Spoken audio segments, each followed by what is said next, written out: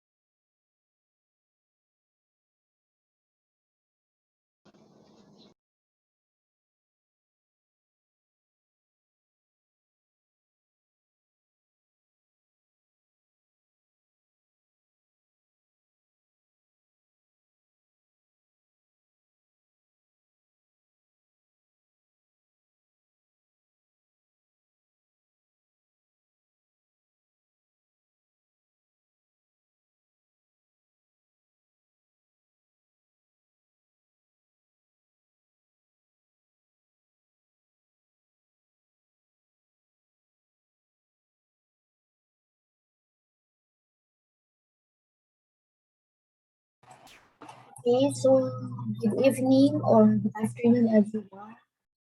So we're going to discuss practical research 2.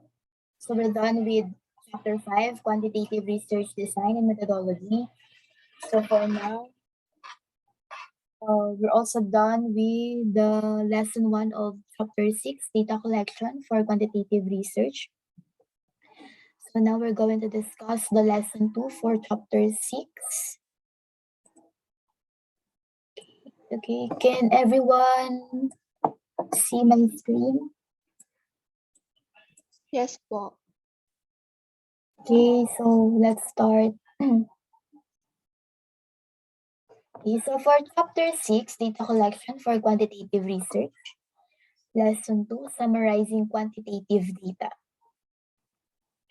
Okay, so just a question, how does the mode of presentation affect the presentability of quantitative data? Okay, so dapat, di ba, pag kunyari na-summarize na natin yung data natin, kumbaga yung pag na-tabulate na natin lahat ng mga answers sa questionnaire, then pwede tayong gumamit ng mga graph. So dapat appropriate or accurate yung graph na gagamitin natin. No, kasi malaking effect niyan sa interpretation ng mga readers natin or panelists. At the end of this discussion, we should be able to understand the different modes of presenting and summarizing data, identify the procedure of data processing, organization, and analysis, define the characteristic of well-constructed summary of quantitative data. Okay, so here, isa sa mga sample na pwede nating gamitin as a graph. Then after ng graph is merong explanation lagi na nakasunod. Hindi pwedeng graph lang and then walang explanation. So kapag nagpa-present tayo ng data natin, dapat merong graph or table. After that is yung interpretation or kahit brief summary or brief discussion kung ano yung nilalaman ng table.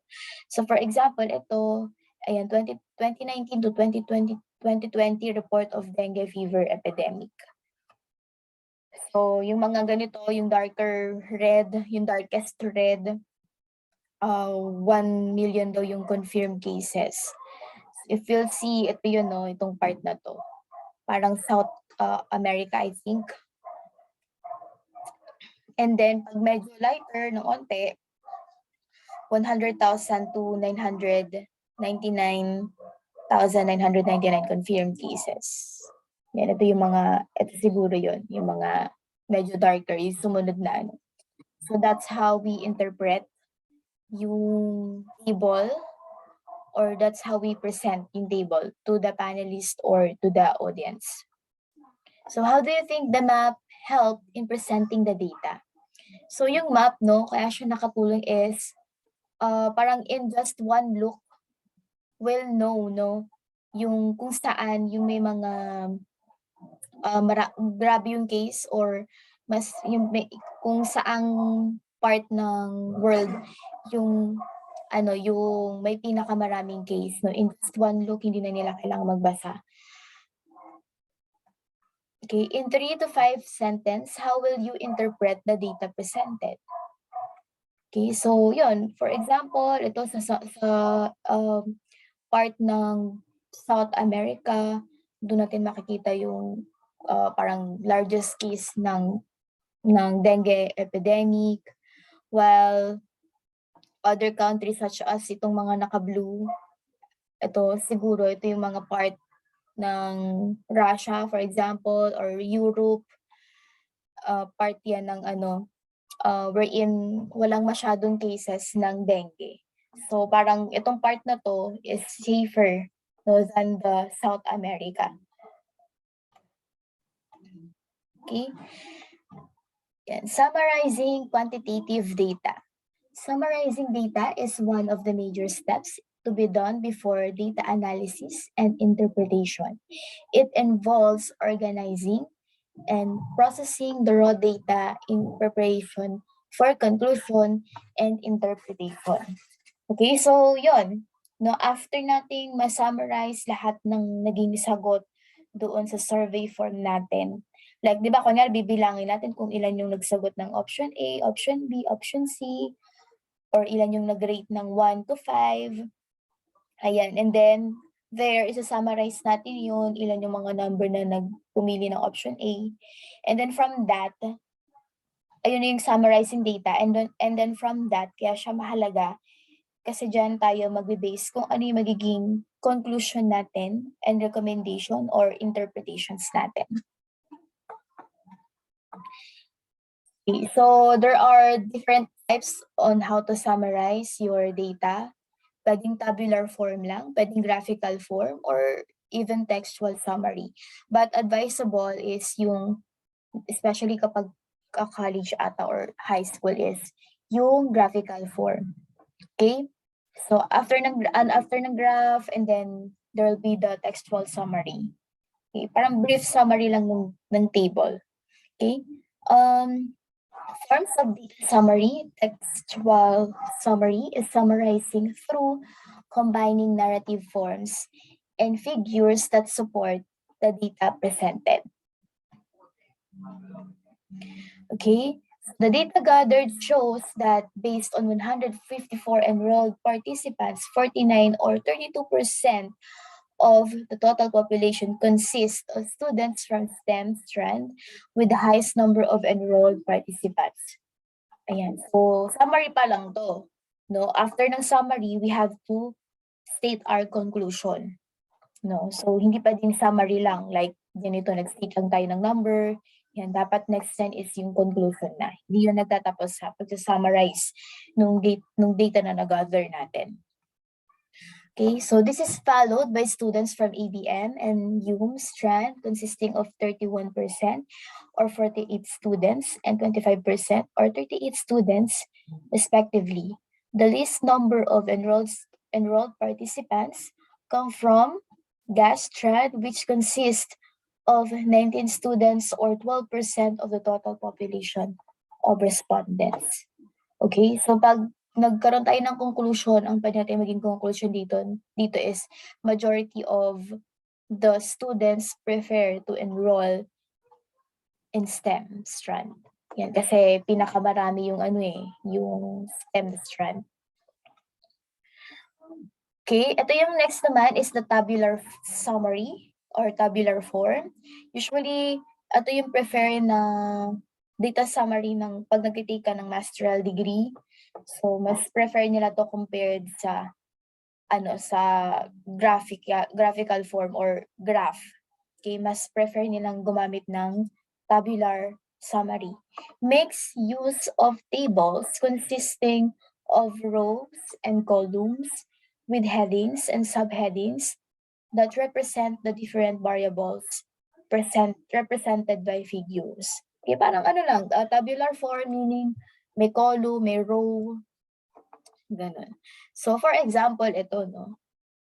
Instead na textual summary, tabular summary yung ginagamit. Ito yung example nun. Like, merong column, ito yung pababa. And then, yung row, yung STEM, UMS, GATS, ABM. Mas prefer to, no, kapag nag-take ka ng master degree. So, there, but usually, dapat combination ng tabular and then textual or graphical form, and then combination din ng textual. Okay, dalawa yung forms of data summary yung madalas na gusto makita ng mga panelists. Okay, and then yan, for example, sa STEM, 49, and then sa GAS, yung pinaka-least is 19. So ito, in just one look, we'll know kung sino may pinaka-highest na frequency and then yung lowest na frequency. Okay, dapat i-arrange din natin sila accordingly. For example, highest to lowest or lowest to highest. Yan. Yan, and then may ranking. Okay, ito naman yung next is yung graphical form na tinatawag. I guess parang high school pa lang, no, nabigyan na tayo ng mga samples kung ano ba yung mga graphical forms, graphical summary na pwede natin gamitin, no, pag nagre-report tayo. Okay? Graphical summary makes use of visual tools such as graphs, charts, and or figures, which makes relationships of variables be easily identified. So for example, ito, anong type ng graphical form to? If maaalala nyo. Now we have pie graph, we have line graph, we have Gantt chart, we have different types of graph. If you remember, ano kayang type ng graph to? Anyone? Okay, that's correct. Sabi ni Joyanne, bar graph, correct. Yan, di ba familiar tayo kung ano yung mga graph na yung mga na-encounter natin nung high school. So, isa sa mga example is yung bar graph. Okay, so appropriate yung ganitong data natin or data result natin and data summary natin sa bar graph. Yung pie graph, kailan natin siya pwedeng gamitin? Actually, pwede rin naman pala siyang gamitin dito, no? Yung pie graph. Para lang makita natin, kunyari, di ba yung pie graph parang pizza? Tapos, yung slice niya nakadepende sa dami or laki ng number. So, appropriate din yung paggamit ng pie graph in this kind of data. Para we'll check kung ano ba yung may pinakamalaking contribution dun sa 154 students na yun. So, for example, yung STEM and then sinundan ng ABM. Ayan.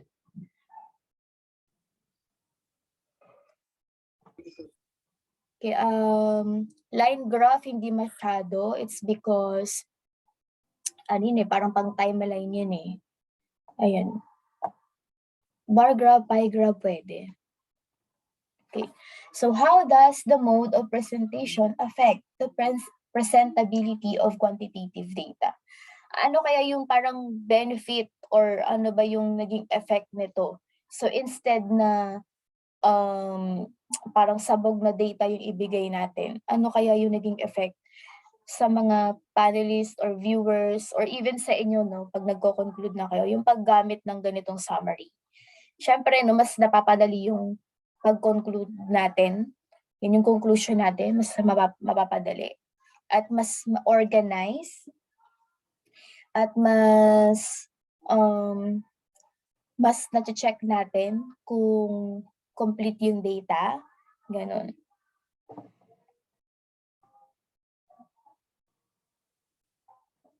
Okay, so data preparation, constructing summary of quantitative data. So first, yung data preparation.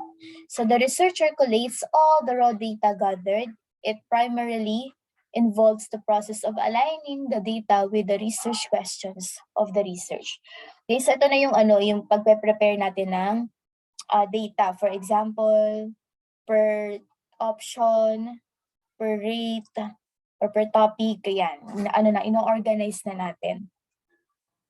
Data coding is the process of transforming the collected data into numerical form, which are commonly encountered in using surveys and interviews. So ito na, parang nagtatarak na tayo, no? Kung ilan yung number, kung ilan yung mga sumagot dun sa option A or this question, ilan yung nag-yes or no. So yun na, no? Parang tina-transfer na natin siya into a numerical form. Next is data processing and encoding. The researcher may use different computer software, specifically statistical software, to encode and process data with a large scales of samples. Okay, ito na yung part ng parang na siya, ina-analyze na siya through a statistical software. If na-mention siguro to ni Sir Mark yung PSPP or SPSS. Ayan, no? So instead na nagma-manual computation tayo ng statistic like mean, mode, median. So meron ng mga statistical software na niraran lang yung Excel or yung data and then we'll get the answer. For example, kung meron bang significant relationship, yung two variables, ayun, no? So mas mabilis, lalo na kung sobrang laki ng data na like 500 plus yung samples natin. So parang hindi siya, parang inefficient or ineffective pa yung pagma-manual computation. So mas better na gumamit tayo ng statistical software na wherein tina-download lang natin or ina-upload lang natin yung Excel form nun na na-summarize na natin, then we'll get the result. Data validation, this involves rechecking all the data encoded and processed to validate and correct errors. Okay, so syempre, no, after natin ma-summarize, after natin ma-summarize, syempre, kahit mag-audit lang tayo ng at least 10% or 20%, kung na-encode ba natin or naitarak ba natin ng maayos yung mga nasagotang survey or interview. Then, next is the data presentation.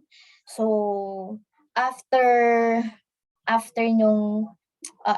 ma-compute ng statistical software yung mean, median, mode, or na-summarize yung na-summarize nyo na yung per option, per topic, like yung yes or no, then we'll prepare na yung data presentation. So ito na yon, yung data presentation. Dito natin makikita yung paggamit ng mga data summary or forms of data summary, like yung na-mention kanina na textual form, graphical form, and then yung tabular form.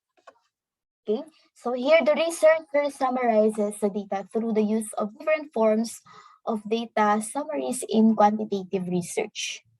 Okay, so just a tip, revisit the research questions when creating a summary of data, whether in textual, tabular, or graphical forms. Check whether the said summary can be used as a guide to answering the research questions.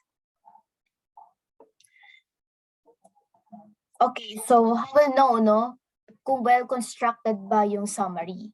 So here are the characteristics of well-constructed summary.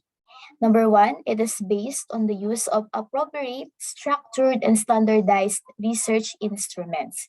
So syempre, no, for us to really create or construct a good summary, syempre dapat tama muna yung mga instrument natin. Tama ba yung questions natin? Tama ba yung pag-gather natin ng data or pag-collect natin ng data? Tama ba yung survey form on how we conduct the survey or interview? Okay? It is structured and organized. Ayan, meaning dapat merong consistency. For example, if we use parang option A, B, C, dapat consistent din yun with the other question para pag nag-conclude tayo, no, hindi parang makakahanap tayo ng connection. It is aligned with the research questions, like yung structured and organized. Okay, so for example, a researcher gathered the different modes of learning preferred by 75 chosen grade school students in 7th grade in ABC school. The scores are as follows. 35 students prefer hands-on learning, 20 students prefer the use of concrete objects, 10 students preferred storytelling, and 10 students preferred experimentation. So, parang ano kaya yung pwede nating data summary na magagamit or forms of data summary. So, actually, in this type of data, we can use, again, yung bar graph, or we can use also pie graph. Yeah. So Mr. Wilson used a survey scale that gauge the customer satisfaction in preparing his data for interpretation and summary. He used the value of 1 for unsatisfied and 5 for very satisfied. What is this process called? Ayan, if naalala nyo, yung 1 to 5, ano ba yung process na yan? If kung naalala nyo, yung 1 to 5 pag nag-rate tayo. So yung tawag doon is yung Likert scale na tinatawag. No, pag instead na gumamit tayo ng ABC, yes or no, usually kapag mga higher year research paper, we usually use 1 to 5. or 1 to 4. Ayan. Satisfied to unsatisfied. So ano to, parang Likert scale na tinatawag. Some things that collecting research data on a large scale can be prone to errors. To ensure that this not happen, some double checks all the data encoded in the system to ensure that it is free from errors. What is this process? Validation, right? If you remember, validation. And what is the importance of using visual representations in summarizing quantitative data? So, siyempre, no, to ease your formulation of conclusion. Kaya mas better na gumamit tayo ng visual presentations para in just one look, alam mo na kung ano yung conclusion mo. And recommendation. Okay, just to wrap up, summarizing the data is one of the initial steps prior to data analysis and interpretation. Quantitative data can be summarized in textual, tabular, or graphical forms. Constructing a summary of data constitute the following steps: data preparation, data coding, data processing and encoding, data validation, and data presentation. Okay, so in summarizing quantitative data, we have the presentation and the process. So in the presentation, we'll see the textual, or we can use tabular or graphical presentation. And then in the processing, first yung data preparation, next is yung data coding, next is yung processing and encoding, next is validation, and then last is yung data preparation. May question ba sa lesson 2 ng chapter 6?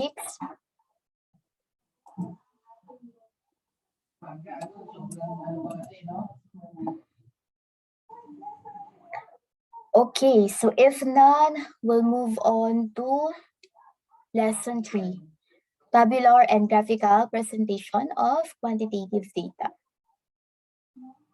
Okay, so what is the importance of graphs and charts in presenting quantitative data? Just like what I have said, no? If we use accurate or appropriate graphs or charts, mas mapapabilis yung yung pag-formulate natin or pag-create ng conclusions. Okay, so at the end of this discussion, we should be able to identify the different methods of data presentation and then describe tabular and graphical presentations and apply the use of tabular and graphical presentations of quantitative data. Okay, so ano naman to? Anong graph kaya to?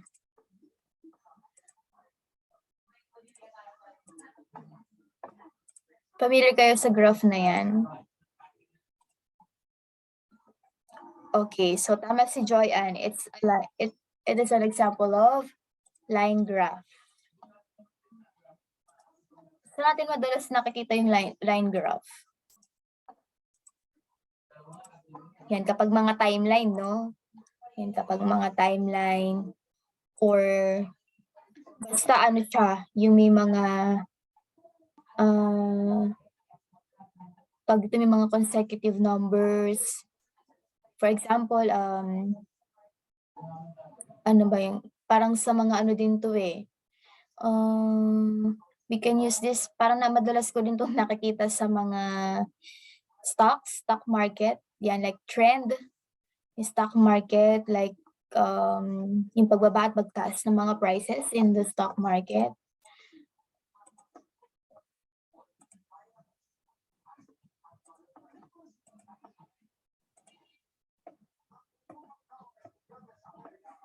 Yan, sa mga offices din.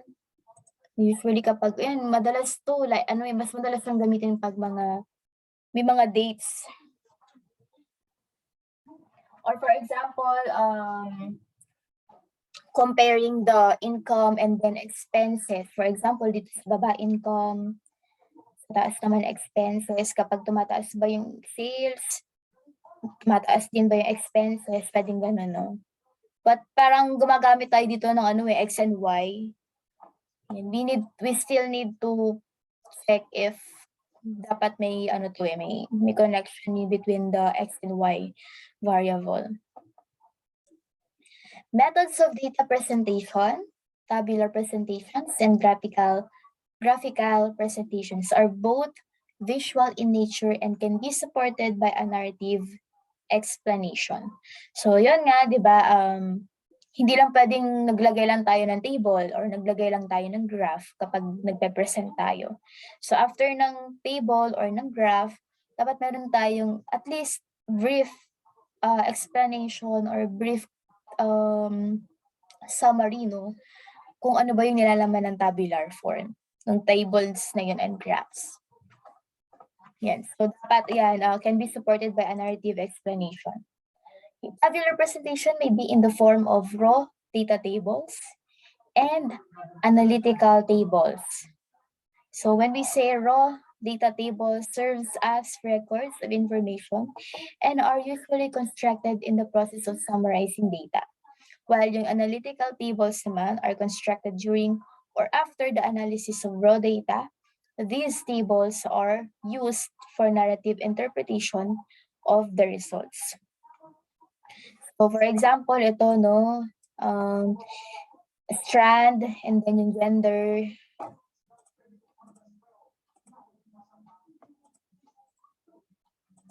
Yan, and then we'll see, no, na madalas talaga sa sistema mas madaming lalaki. Tama, no? And then, sa GAS din, siguro mas maraming lalaking undecided. Di ba pag mga undecided yung course sa GAS? Kapag lalaki talaga, siyempre yung mga mag-i-engineer, ganyan, kaya nag-i-STEM. That can be in conclusion. And then, usually talaga pag mga business course, and usually, di ba, sa ABM, yung mga gusto mag-flight attendant, kadalasan babae, kaya mas madami yung female. Same din sa UMS. Ito kasi diba yung pag-UMS, ito yung more on written, speaking, and usually, ano yan mas bet ng mga kababaihan. The given tabular presentation of data shows that there are 14 male ABM students, 23 female students, and 37 students in total. It also shows that the number of ABM and students, IBM and STEM students are equal. Equal nga. Magkaiba lang pala sila ng yung male yung 23, female yung 14. Okay, so tabular and graphical presentation will only be effective if the data are organized and are accurate. So paano ba natin na-organize? Siyempre, i-group natin by strand or pwede natin i-group by gender. And that's it. No, may groupings. Graphical presentations may show patterns, shape, and relationship between the data and the variables. For example, yung pie chart. So each division is used to represent the parts of the whole equal to 100%. It is usually used in presenting nominal types of data. So for example, ito yung laman ng ng closet mo, no? Like 47% is clothes and 21% is makeup, accessory 19%, and then 13% is shoes. While yung bar chart naman typically used to compare values and levels of data, it is usually used for nominal and ordinal types of data. So for example, ito.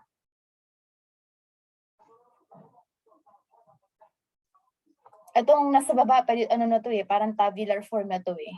But if we'll transfer it into a graphical form, such as bar chart, ito naman yung kinalalabasan.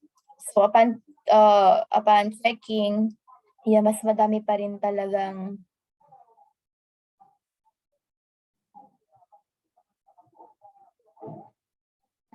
(2018 to 2019).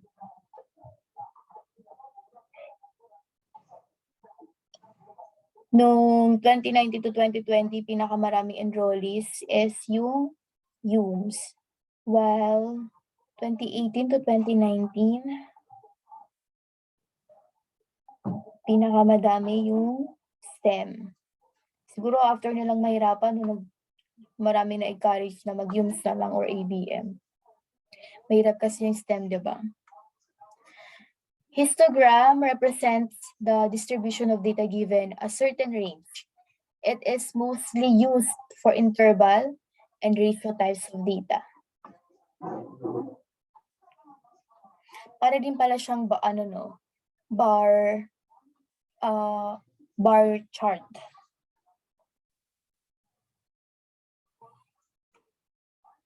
Frequency polygon presents trends and patterns in data. It is almost the same with histogram. However, frequency polygons makes use of midpoints to represent values of frequencies connected by lines. Yan, para siyang line graph.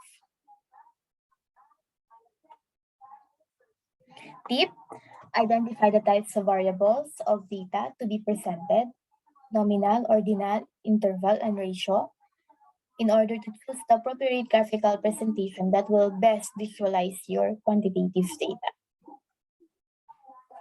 Levels of measurement. First is yung nominal variables. No quantitative or numerical equivalent. We can use pie chart or bar charts. And for example, yung number ng students kanina na ginuro per strand or per gender. Ordinal variables can be ranked and be put into order. For example, bar charts. Pwede natin gamitin yung line graph. Basta parang pwede siyang, can be ranked from 1 to 4. Pwede rin naman siyang line graph. Interval variables can be ranked and put into order, quantifies the distance, histogram, and frequency polygons. Yan. Example lang, we can use bar chart and line graph, for example. Ratio variables can be ranked and put into order, quantifies the distance, has absolute 0 point, histogram, and frequency polygons. Yan. Again, we can use line graph or even bar chart.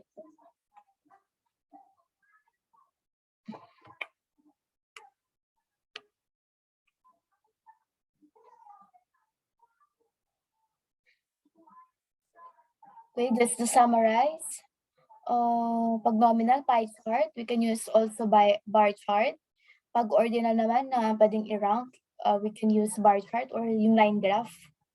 Parang same lang din yun. And then interval, histogram, and frequency, same with the ratio.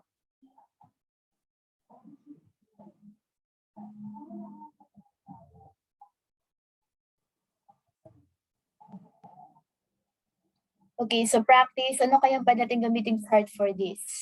Pie chart lang pala din siya, no? Or we can use line graph for this one, eh. Like, kung ano ba yung dito sa x-axis ba ito? And y-axis.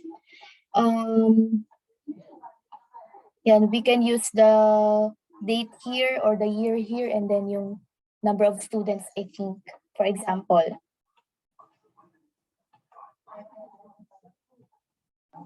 Okay, just to wrap up, the summary of quantitative data may be presented in several methods such as the use of tables and graphical presentation, tabular presentation of the data present data mainly in rows and columns wherein each represent the variables measured. There are various forms of graphical presentation, but the most commonly used are pie charts, bar charts, histogram, and frequency polygons. The use of these figures differ according to the types of variables available. For example, if it is nominal, ordinal, interval, and ratio. Okay, do we have any question, guys, before we end this discussion?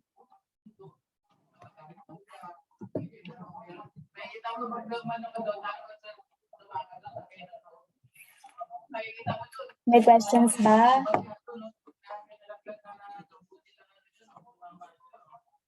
Okay, so if none, we can now dismiss and let's see each other next week for chapter 7. Thank you.